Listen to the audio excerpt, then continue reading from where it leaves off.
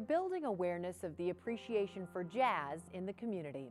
Hello and thanks for joining us. I'm Laurel Hess, coming to you from the Frederick Meyer Gardens and Sculpture Park in Grand Rapids, and this is COMCAST NEWSMAKERS.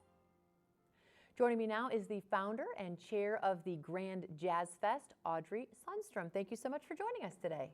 Thank you for inviting me.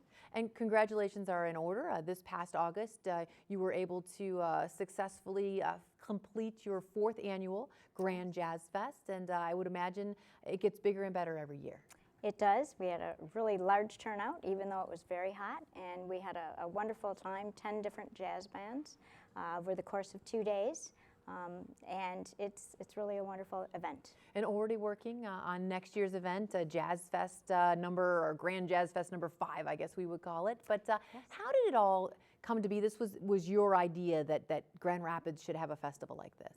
Yes, my husband and I had gone to many jazz festivals on the other side of the state and in smaller cities, and I'd often say, why don't we have one in Grand Rapids? We're the 2nd largest city. And so after hearing that enough times, he said, well, if you want it to happen, you're going to just have to do it. So people came on board, and we had our first festival in 2012, and we're working on year number 5.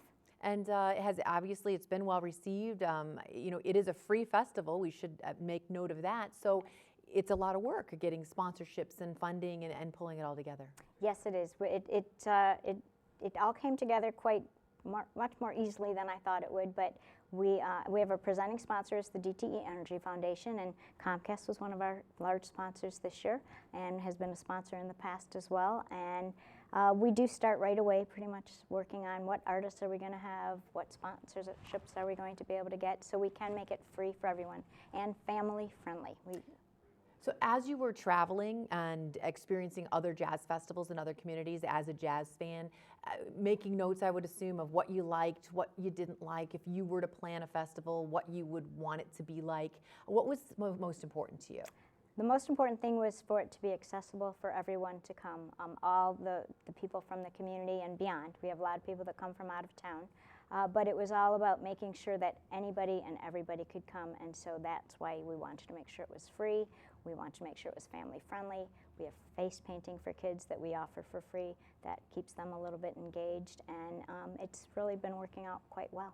Well, because when you do say jazz festival, you think of some sophisticated adults sitting around, you know, having music appreciation, and not so much the crazy festivals that you might have a family or kids at. But this is all about diversity and different communities sort of just coming together, celebrating not just the music, but everything else that's there as well. Yes, we're right downtown at Rosa Park Circle. There's a lot to do. It's about also supporting the community so that people can get out and during the breaks and between sets and check out the restaurants and the shops and the pubs and all those things right there, and the museums. And also it's about diversity of music as well. So it's not just one type of jazz, and there's a lot of energy and people get up and dance, and so it's very engaging for the audience as well. Well, you mentioned restaurants and shops and that type of thing. Any idea what, you know, not that I'm asking for specific numbers, but what kind of an economic impact that this festival alone has possibly made on that area? And that's a little difficult for us to figure out. We're an all-volunteer organization, so we're a little bit low on the numbers of people to get out there and figure out those things. But we know we do definitely have an impact. It's also Restaurant Week oftentimes during that time, so it would be a little hard to figure those kind of numbers out. But when we did our own survey this year, the numbers came back that most people said they spent about $60 a day per individual that answered the survey. So. Which is actually quite reasonable if that's all you're spending and you're getting to enjoy music all day, and I would assume that means that they parked and they ate for that as well. Yes, so. All right, wonderful festival. Is it going to take place in August again? It's going to be August 20 and 21 for Okay. 2016. Yes, it's Saturday and Sunday. All right, put it on your calendar. Thank you so much for joining us today. Thank you. For more information on today's topic, you can visit GRandJazzFest.org.